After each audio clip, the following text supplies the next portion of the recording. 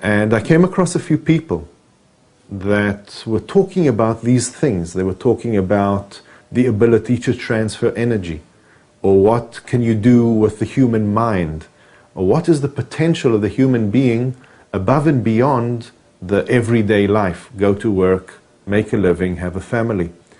And what they were saying was kind of catching my attention. And I said, listen, where are you coming from? What is this knowledge? And they said that they formed a small group of people, and each comes from a different direction, bringing whatever they can, and they study together. And I came to a few of these meetings, and it was amazing. I mean, they were talking about what I was interested in. And they were talking about the fact that you can see auras, and that you can transfer energy, and that you can use gemstones for healing, and all kinds of things that were off the scope at the time. I mean, if you'd try and imagine talking about an aura 20 years ago, then, you know, people would look at you like you're crazy. Today, when people come for treatments, and if I don't mention the aura, then they start to say, listen, come on, you know, you're talking about the aura, you're talking about bioenergy, healing, transference. But at that time, it was not really acknowledged yet. Today, in every good hospital, every clinic, they'll have a ward for alternative medicine. I found myself spending more and more time in the university libraries trying to follow up the leads of what these people were talking about in this group. Because one came and said, you know, have you heard about the Essene Brotherhood? The Essenes, they used to live in the area where you live. And they were before the times of Christ. And they were living in the Dead Sea. And then someone came and said, have you heard about what the Aboriginals do in Australia? Or the Maoris, how they treat people in New Zealand? And someone else came and he was doing a study about the Native Americans. And these people were talking about magic. And it's exactly what I loved. And I found myself getting more and more into this. Now, at the same time, the word of mouth of what I do was getting out. And after the one TV program, there was another one, and 30 or 40 television programs, all talking about this fact that somehow, with the use of these hands, this person is doing things that the medical world does not understand. It got to the point where I was invited by doctors in hospitals to come and do the things that I do in the hospital. And there was a time when I was doing in the Tel HaShomer hospital, I was treating patients to stop smoking before surgery. The head of the department, Professor Amram Ayalon, invited me after having sent about 30 people for treatments and seeing they all quitted smoking. My father is a doctor, he's a professor, and he's the head of the department, has been, of a few different hospitals in Israel, in the surgery department. And he says, as a scientist, he has no problem with what I do because science doesn't understand. He says he has no problem with what I do because science doesn't understand everything. Some things you can do what you do and you can measure the results, although you might not understand what is being done. And he calls me, my son, the medicine man. You know, we work out from the same clinic, him as a specialist surgeon and myself as a medicine man. And today, you know, plastic surgeons send their patients, even if they don't want to stop smoking, he says, listen, just go, stop for a few months, then I'll operate you, because then there won't be any seams and there won't be any things to correct later. So where did this all begin? Well, it all began naturally, as a child, just doing the things I loved to do. And as time went on, I met more people, and then I went and I met some people in Austria.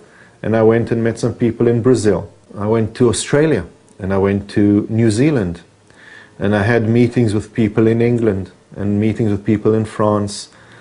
I went and I met a shaman up in Lapland. Now, all these people were talking about the same things. The human has an aura. The human is not just physical flesh and bones.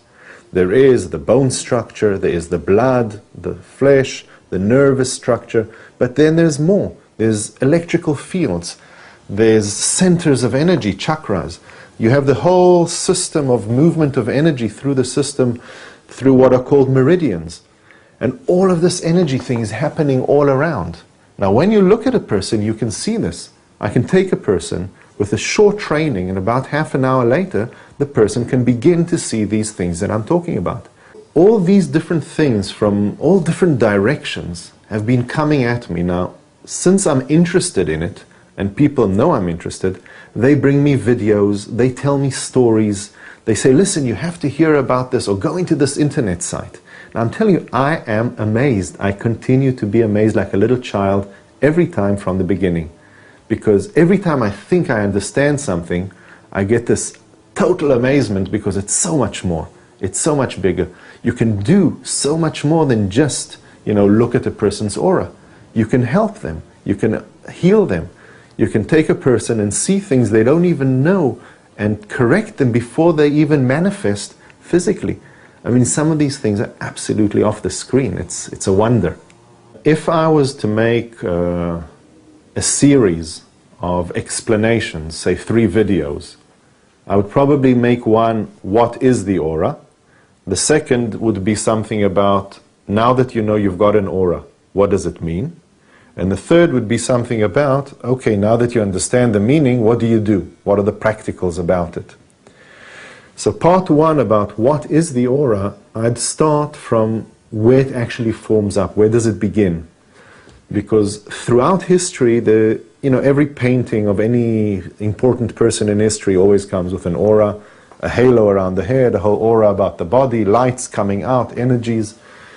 And it's not just the big names, like Buddha, Jesus, Moses and the rest. It's everybody's got one. At birth, a person is already born with an aura because it's formed up in the womb during the pregnancy. So a person is born with this energy system all around them. The thing is that everything manifests in the aura.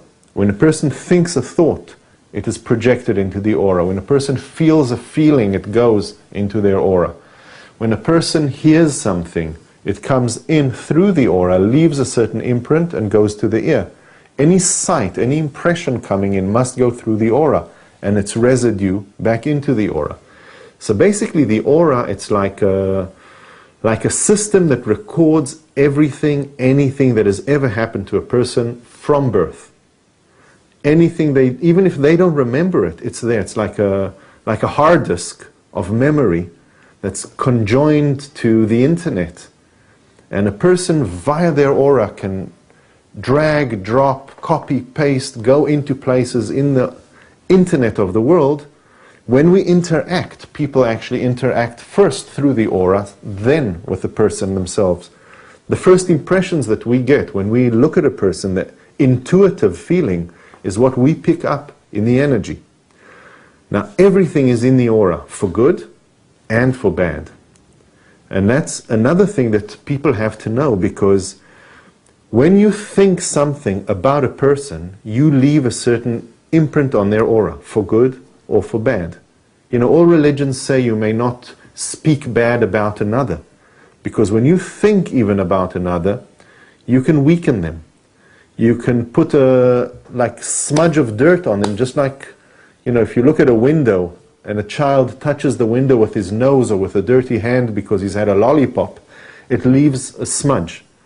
Smudges are left on people's auras. And much of the work that I do when I come to help people is basically having to clean up things that shouldn't be there. Things should be as they were meant to be, not as they are. Now, people know this about food. They know they shouldn't eat rotten food, or they should try and avoid drinking not filtered water, or not breathing industrial, dirty air. So people are more aware about what they put in their food, in their mouth, than what they're aware about what they put in their mind. And that's a problem, because what goes into people's minds affects what they think, what they feel, their beliefs. If a person is told by a teacher when he is 7 years old, listen, you're no good, the imprint of that can cause a person to be mediocre or less for the rest of their life, because it leaves an imprint on the aura, and that's not easy to clear away.